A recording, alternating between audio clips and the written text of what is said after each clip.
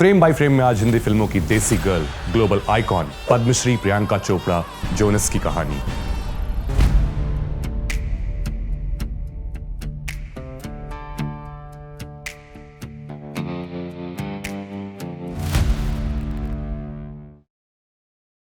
प्रियंका चोपड़ा का जन्म तारीख 18 जुलाई 1982 को जमशेदपुर में हुआ था।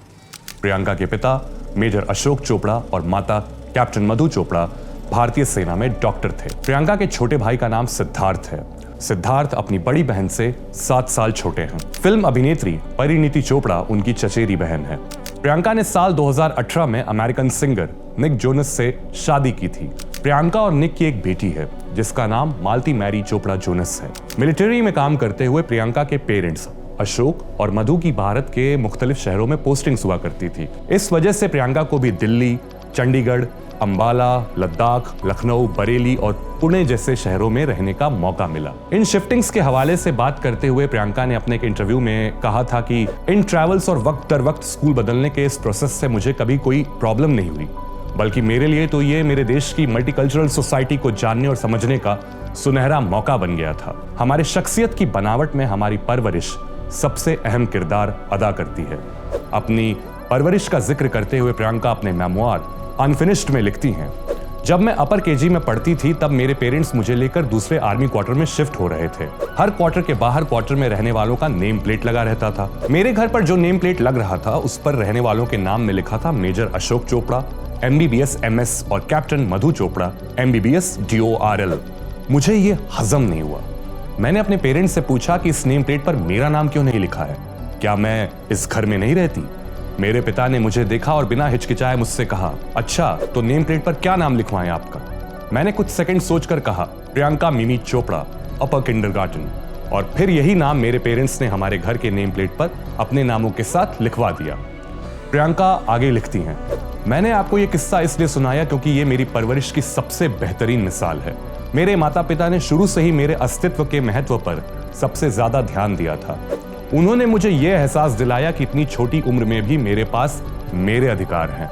यह मुमकिन है कि बहुत सारे पेरेंट्स अपने बच्चों की शिकायतों को ऐसी संजीदगी से नहीं सुनेंगे जिस संजीदगी से मेरे पेरेंट्स ने मेरी शिकायत पर गौर किया था। मेरी शख्सियत पर इसका सबसे बड़ा असर यह हुआ कि आगे जिंदगी में कभी भी मुझे अपने जज्बातों के लिए शर्मिंदा नहीं होना पड़ा। आहिस्ता आहिस्ता मैंने सही और गलत के दरमियान फर्क करना सीखा और सबसे ज्यादा मैंने अपनी खुददारी की अहमियत को समझा।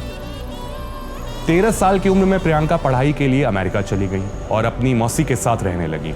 स्टेट्स में रहते हुए आपने थिएटर में पार्टिसिपेट करना शुरू किया और वेस्टर्न क्लासिकल म्यूजिक भी सीखा। यहाँ प्रियंका को रेशियल डिस्क्रिमिनेशन, नस्लीय भेदभाव का सामना करना पड़ा था, जिसकी वजह से वो कभी कभी बहुत अंडर कॉन्फिडेंट महसूस करती थी। 3 साल बाद आप भारत वापस लौट आई और बरेली के आर्मी पब्लिक स्कूल से अपनी स्कूलिंग पूरी की। बरेली प्रियंका के दिल के बहुत करीब है, वो इसे अपना होम टाउन मानती हैं। साल 2000 प्रियंका की जिंदगी में बहुत मायने रखता है। इस साल प्रियंका ने तारीख 15 जनवरी को मिस इंडिया वर्ल्ड के खिताब के साथ साथ तारीख 30 नवंबर को मिस वर्ल्ड का खिताब भी जीता था।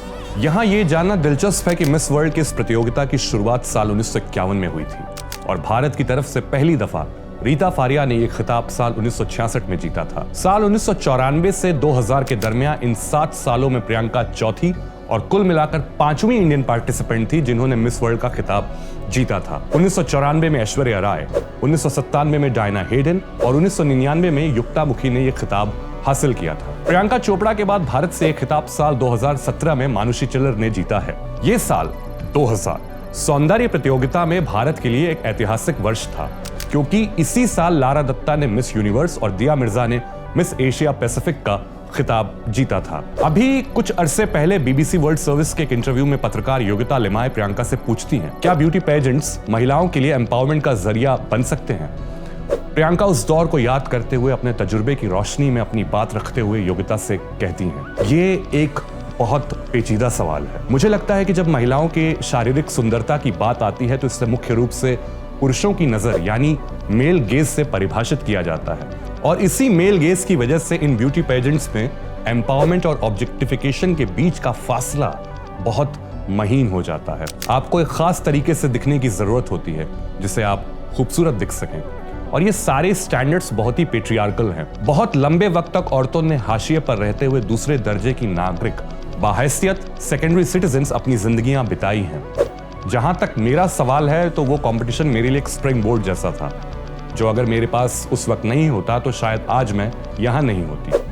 आज इस उम्र में मैं किसी भी ब्यूटी कंपटीशन का हिस्सा नहीं बनूंगी, क्योंकि मैं ये बिल्कुल भी नहीं चाहती कि कोई मेरी शारीरिक बनावट पर मुझे परखे।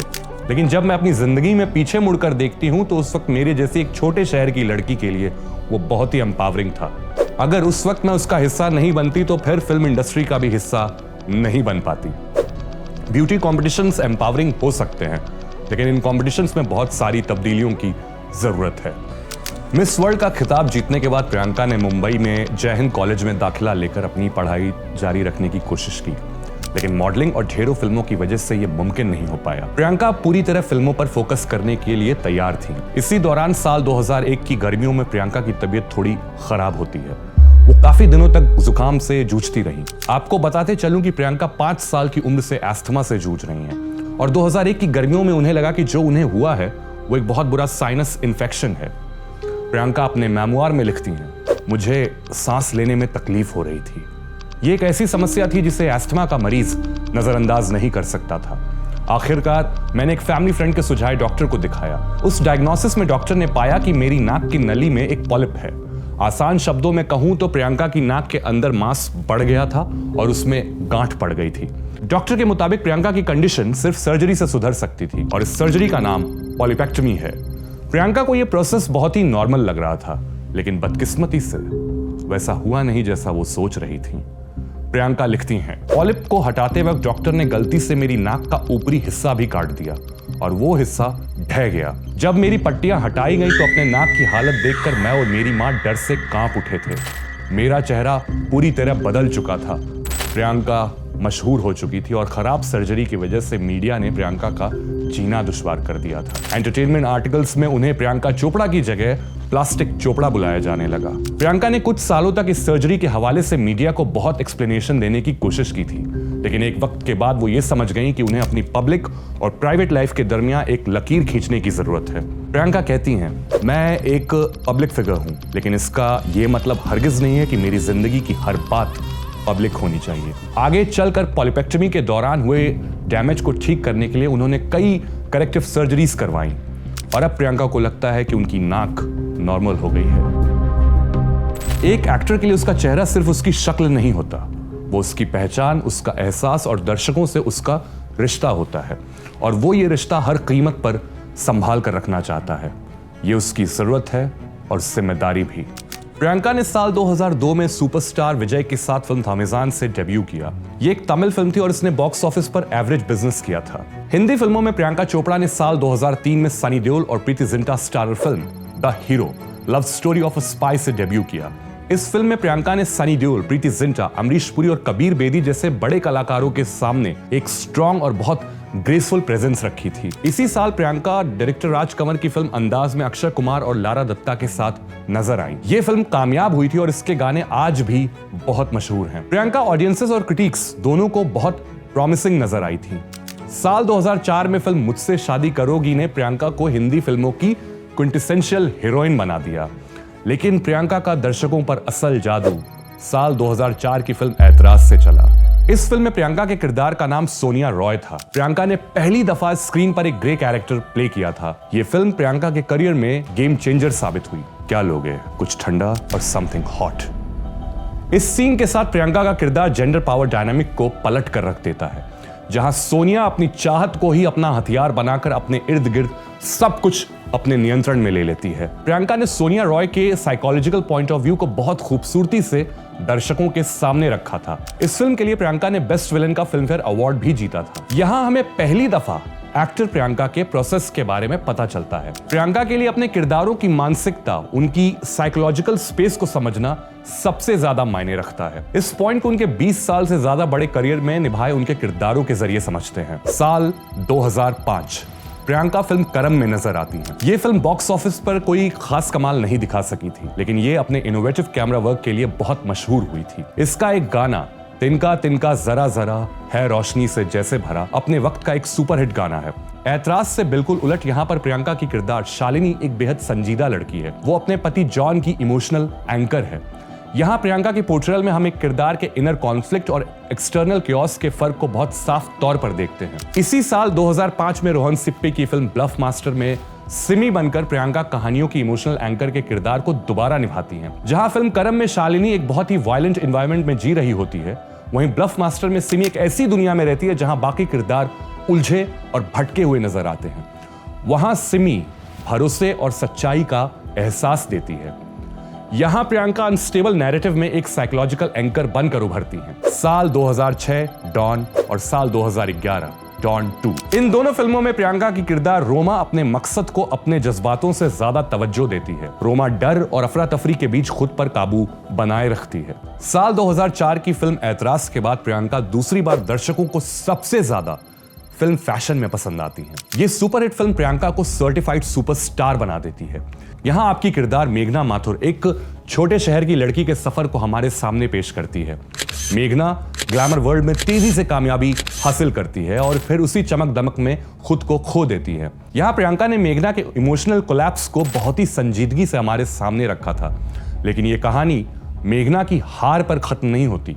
मेघना खुद को एक बार फिर कायम करती है। अगर आप मेघना माथुर से प्रियंका चोपड़ा को जोड़कर देखेंगे तो दोनों की कोर फिलॉसफी एक ही है। कामयाबी का मतलब हमेशा बिना घायल हुए बेदाग रहकर जीत जाना नहीं होता है, बल्कि इसका मतलब टूटकर, बिखरकर, खुद को दोबारा बटोरकर खेल में बने रहना है।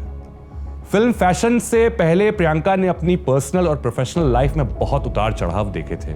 फिल्म में एक डायलॉग है, सक्सेस के बारे में वही लोग लेक्चर क्यों देते हैं जिन्होंने सक्सेस कभी देखी नहीं हो। प्रियंका की कन्विक्शन को आप बहुत गहरे तौर पर यहां महसूस कर सकते हैं। फिल्म फैशन के लिए प्रियंका को राष्ट्रीय पुरस्कार से भी सम्मानित किया गया था।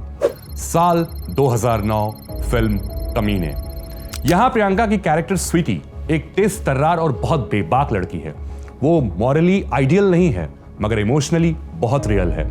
स्वीटी सबसे ज्यादा अपने इंस्टिंक्ट्स पर यकीन रखती है और सर्कमस्टेंसेस को मद्देनजर रखते हुए अपने फैसले लेती है। बतौर अभिनेत्री प्रियंका ने अपने करियर में सबसे बड़ा एक्सपेरिमेंट फिल्म व्हाट्स योर राशि में किया था। इस फिल्म में प्रियंका ने 12 अलग राशियों की 12 अलग अलग लड़कियों का किरदार निभाया था। इसमें हर किरदार की शख्सियत, उनके बोलने का तरीका, उनकी इमोशनल टोन बिल्कुल अलग होती है। यहां प्रियंका ने अपनी वर्सटैलिटी, अपने रेंज का सबसे बेहतरीन मुजाहिरा किया था। हालांकि यह फिल्म हिट नहीं हुई थी, उसकी वजहें बहुत अलग हैं, मगर लोगों को यह यकीन हो गया कि प्रियंका एक ही नैरेटिव में ह्यूमन नेचर के अलग अलग शेड्स को बहुत ही प्रोफाउंडली पोर्ट्रे कर सकती हैं। साल 2011 प्रियंका की एक बहुत ही स्पेशल फिल्म 7 खून माफ रिलीज होती है। ये एक बहुत रेयर फिल्म थी। बतौर अदाकारा यहां प्रियंका फीमेल डिजायर और इमोशनल डार्कनेस के कॉन्सेप्ट को एक्सप्लोर करती हैं। यहां आपकी किरदार सुजैना के फैसले उसके और उसके इर्द गिर्द सबकी जिंदगियों को तबाह करके रख देते हैं। फिर भी सुजैना अपनी शर्तों पर जिंदगी जीना नहीं छोड़ती। साइकोलॉजिकली सुजैना एक लूप में जी रही होती है। वो तन्हा है, बेचैन है, प्यार की तलाश में है। हर रिश्ते के जरिए वो अपने दर्द से बाहर निकलना चाहती है, लेकिन इसके बरक्स हर रिश्ता उसे और ज्यादा अंधेरे में धकेल देता है और आखिर में जो सुजैना हमारे सामने रह जाती है वो कातिल है। साल 2012 फिल्म बर्फी। आपके निभाए झिलमिल के किरदार में एक इमोशनल प्योरिटी है जो समाज की सोच और उसके फैसलों से परे है। झिलमिल लोगों से लॉजिक के बजाय फीलिंग्स के जरिए जुड़ती है। झिलमिल किसी भी सोशल नॉर्म या वैलिडेशन की परवाह किए बगैर सिर्फ प्यार की तलाश करती है। साल 2014 प्रियंका फिल्म मैरी कॉम में Indian Olympic boxer Mary Kom का किरदार निभाती हैं। प्रियंका ने पहली दफा एक बायोपिक में काम किया था। अपनी इंटरप्रिटेशन में प्रियंका ने इस किरदार की निजी कामयाबी से कहीं ज्यादा उसकी उम्मीदों को अहमियत दी है। इस फिल्म में प्रियंका ने सेल्फ कंट्रोल और डिसिप्लिन को सोसाइटी के कलेक्टिव एस्पिरेशन के सिंबल के तौर पर पेश किया था। फिल्म मैरी कॉम की शूटिंग के दौरान प्रियंका के पिता डॉक्टर अशोक चोपड़ा का निधन हो गया। ये प्रियंका के लिए एक बहुत बड़ा इमोशनल लॉस था, मगर इस दौर में भी बेहतरीन प्रोफेशनलिज्म का परिचय देते हुए प्रियंका ने फिल्म की शूटिंग को बहुत दिनों तक रुकने नहीं दिया। प्रियंका कहती हैं कि वो इस कड़वी सच्चाई को मानना ही नहीं चाहती थी कि उनके पिता अब नहीं हैं, और उस वक्त मैरी कॉम के शूटिंग प्रोसेस ने उनके लिए एक डिस्ट्रैक्शन का काम किया। साल 2015 फिल्म दिल धड़कने दो। यहां प्रियंका ने आयशा मेहरा, एक ऐसी अर्बन वुमन को पोर्ट्रे किया था जो एक एलीट फैमिली की एक्सपेक्टेशंस और अपनी पर्सनल फ्रीडम के दरमियान पनपते हुए कॉन्फ्लिक्ट से जूझ रही थी। वो सामने से बहुत ही काम और कॉन्फिडेंट दिखाई देती है, मगर इस छलावे के पीछे एक घुटन है। उस पर सो कॉल्ड परफेक्ट लाइफ को मेंटेन करने का प्रेशर है। प्रियंका ने इस फिल्म में उस औरत को बखूबी इंटरनलाइज किया जो बंदिशों से भरी दुनिया में अपनी आवाज और पहचान वापस पाने की कोशिश कर रही हैं। जग में खो जाने वाले तो कभी कभी मिल भी जाते हैं, लेकिन जो अपने ही घर के आंगन में खो जाए वो इतनी आसानी से नहीं मिलता। पराये लोगों से क्या शिकायत करनी, घाव तो अपनों के ज्यादा चुभते हैं। अफसोस तो एक ही बात का है श्रीमंत, आप हमसे हमारी जिंदगी मांग लेते, हम आपको खुशी खुशी दे देते, पर आपने तो हमसे हमारा गुरूर छीन लिया।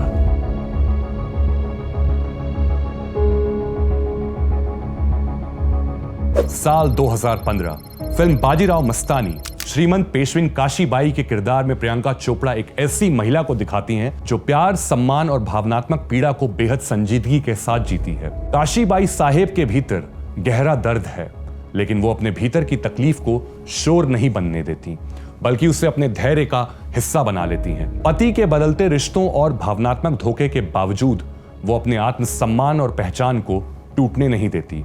और अंत में प्रियंका के द्वारा चित्रपट पर उतरी काशीबाई साहेब की परिभाषा में सहनशीलता कमजोरी नहीं, बल्कि भीतर की ताकत और भावनात्मक परिपक्वता का रूप बन जाती है। साल 2016 फिल्म जय गंगाचल किरदार एसपी आभा माथुर करप्ट सिस्टम के सामने एक बेहतरीन मोरल रेजिस्टेंस और इमोशनल टफनेस को रिप्रेजेंट करती हैं। साल 2019 film the sky is pink Priyanka का निभाया अदिति चौधरी का किरदार एक मां का किरदार है जो अपने भीतर दर्द, उम्मीद और बेबसी लिए हुए भी परिवार को संभाल कर रखने की कोशिश करती है। यहाँ प्रियंका अदिति बनकर केयर गिवर स्ट्रेस के कॉन्सेप्ट को एक्सप्लोर करती हैं। केयर गिवर स्ट्रेस एक ऐसा मेंटल, फिजिकल और इमोशनल स्ट्रेस है जो तब पनपता है जब हम किसी बीमार व्यक्ति की देखभाल करने में अपने आप को पूरी तरह इन्वेस्टेड रखते हैं। प्रियंका चोपड़ा को कला के क्षेत्र में उनके शानदार योगदान के लिए साल 2016 में पद्मश्री से नवाजा गया था। हिंदी फिल्मों में एक बेहतरीन करियर बनाने के बाद प्रियंका अपनी जिंदगी में एक मेजर शिफ्ट लेती हैं। वो हॉलीवुड में डेब्यू करती हैं। प्रियंका के लिए ये सफर आसान नहीं था। इसकी शुरुआत 2012 में ही हो गई थी। अपने लिए एक बड़े ग्लोबल प्लेटफॉर्म की तलाश करते हुए प्रियंका ने अमेरिकन मार्केट में म्यूजिक के जरिए एंट्री ली। इन माई सिटी और एक्सोटिक जैसे सिंगल्स रिलीज करके प्रियंका ने यूनाइटेड स्टेट्स में अपना नेटवर्क बनाना शुरू किया। इससे वो बड़े टेलीविजन एग्जीक्यूटिव्स की नजर में आ जाती हैं। उन्हें असली ब्रेक थ्रू 2015 में टीवी सीरीज क्वांटिको से मिलता है और यहाँ प्रियंका अमेरिकन ड्रामा को लीड करने वाली पहली साउथ एशियन अभिनेत्री बन जाती हैं। FBI रिक्रूट एलेक्स पेरिश के रोल को लेकर उनका नजरिया बहुत साफ था। प्रियंका चाहती थी कि उनके कैरेक्टर को एथनिकली न्यूट्रल लिखा जाए ताकि उनकी कास्टिंग उनके टैलेंट की वजह से हो, ना कि उनकी एथनिसिटी की वजह से। क्वांटिको की कामयाबी ने प्रियंका की इमेज को एक ग्लोबल आइकॉन में बदल दिया और तब से लेकर अब तक Priyanka Baywatch, the Matrix Resurrections, love again और सीटाडेल जैसे बड़े प्रोजेक्ट्स कर चुकी हैं। हॉलीवुड में अपने सफर का जिक्र करते हुए प्रियंका कहती हैं, मैं मेहनत से नहीं डरती। मैंने अपनी शोरील बनाई और उसे प्रोड्यूसर्स और फिल्म मेकर्स के पास लेकर गई और उनसे कहा कि ये मेरे कुछ काम है जो मैंने भारत में किया है और मुझे ऐसे काम मांगने में कोई दिक्कत पेश नहीं आई क्योंकि मेरे अंदर कोई गुरूर नहीं था। मेरा मानना है कि अगर आप हुनरमंद हैं तो आपका काम आपके हुनर की सबसे बड़ी गवाही बन जाता है। प्रियंका ने 2015 में अपनी film production company purple payable pictures establish की और वो हॉलीवुड फिल्मों के साथ साथ यहाँ रीजनल फिल्मों को भी प्रोड्यूस कर रही हैं। इसके साथ ही वो पिछले 10 सालों से ज्यादा वक्त से यूनिसेफ की गुडविल एम्बेसडर है और दुनिया भर में बच्चों के हक और उनकी शिक्षा के लिए काम कर रही हैं। प्रियंका आज एक ग्लोबल आइकॉन बन चुकी हैं और अपने करियर में वो कुछ कंट्रोवर्सीज में भी उलझी हैं। करियर की शुरुआत में कई बड़े सितारों के साथ उनकी लिंकअप्स की खबरें आईं। कहते हैं इसकी वजह से फिल्म इंडस्ट्री के एक पावरफुल सेक्शन ने उन्हें कई बड़े प्रोजेक्ट से बाहर निकलवा दिया। इस सिचुएशन को उन्होंने बाद में अमेरिका जाने की एक बड़ी वजह बताया था। प्रियंका कहती हैं, मुझे इंडस्ट्री में दरकिनार किया जा रहा था। कुछ लोग मुझे फिल्मों में कास्ट नहीं कर रहे थे। मेरा कुछ लोगों के साथ मनमुटाव भी चल रहा था। मैं इस तरह की पॉलिटिक्स के खेल खेलने में अच्छी नहीं हूं, इसलिए मैं इन सब से बहुत थक चुकी थी और मैंने तय किया कि मुझे एक ब्रेक की जरूरत है। साल 2019 में भारत और पाकिस्तान के बीच मिलिट्री टेंशन के दौरान भारतीय सेना के समर्थन में प्रियंका ने ये ट्वीट किया जो कि बहुत ज्यादा कंट्रोवर्शियल हो गया। प्रियंका यूएन की गुडविल एम्बेसडर हैं। एक पाकिस्तानी नागरिक ने उन पर युद्ध को बढ़ावा देने का आरोप लगाया था। प्रियंका ने अपना पॉइंट ऑफ व्यू रखते हुए कहा, I am not fond of war, मगर मैं एक देशभक्त हूं और मैं अपनी राय सामने रखने का हक रखती हूं। हर किसी को बीच का रास्ता अपनाना पड़ता है। और किसी की भावना को अगर ठेस पहुंची है तो मैं उसके लिए माफी चाहूंगी। इसके अलावा प्रियंका पर हिपोक्रेसी के आरोप भी लगे हैं, क्योंकि पहले उन्होंने फेयरनेस स्कीम्स को एंडोर्स किया और बाद में ब्लैक लाइव्स मैटर जैसे मूवमेंट्स को सपोर्ट किया। 2018 में निक जोनस के साथ उनकी शादी में हाथियों और घोड़ों के इस्तेमाल पर people for ethical treatment of animals PETA ने एतराज जताया। साल 2017 में भारत के प्रधानमंत्री नरेंद्र मोदी के साथ एक मुलाकात में उनके कपड़ों को लेकर भी उन्हें सोशल मीडिया पर ट्रोल किया गया। इन तमाम कंट्रोवर्सीज के बावजूद प्रियंका ने अपनी ग्लोबल स्टैंडिंग बरकरार रखी है। वो अक्सर ऐसे मुद्दों को अपनी प्रोफेशनल और पर्सनल बाउंड्रीज को मद्देनजर रखते हुए बहुत ही क्लैरिटी के साथ सुलझाया करती है। एम्बिशन, री-इन्वेंशन और इमोशनल रेजिलियंस प्रियंका की शख्सियत के सबसे अहम पहलू हैं। वो जिन किरदारों को सबसे अच्छा निभाया करती हैं वो तन्हा होते हैं, मन ही मन एक भावनात्मक संघर्ष करते हुए खुद को संभालने की कोशिश करते हैं। वो परफेक्ट नहीं, फ्लॉड और इमोशनली एक्सपोज्ड होते हैं। और जिस औरत की तस्वीर ये बनाया करते हैं उसे सोसाइटी के वैलिडेशन की परवाह नहीं होती। वो औरत अपने वजूद को अपने स्ट्रगल, अपनी इमोशनल एंड्योरेंस और री-इन्वेंशन की बुनियाद पर खड़ा करती है। और ये वो लम्हा बन जाता है जहां हकीकत और फसाने का फर्क धुंधला पड़ जाता है। प्रियंका चोपड़ा और उनके निभाए सभी किरदार एक हो जाते हैं। प्रियंका चोपड़ा जोनस की कहानी में फिलहाल इतना ही। अगर आपको ये वीडियो पसंद आई है तो इसे लाइक करिए, इसे शेयर करिए और कमेंट सेक्शन में जाकर हमें जरूर बताइए कि आने वाले एपिसोड्स में आप किन सितारों की कहानियां सुनना चाहेंगे। कैमरे पर इसे हमारे लिए रिकॉर्ड कर रहे हैं हमारे साथी मिस्टर फरहान हैदर और आप देख रहे हैं चेस्ट।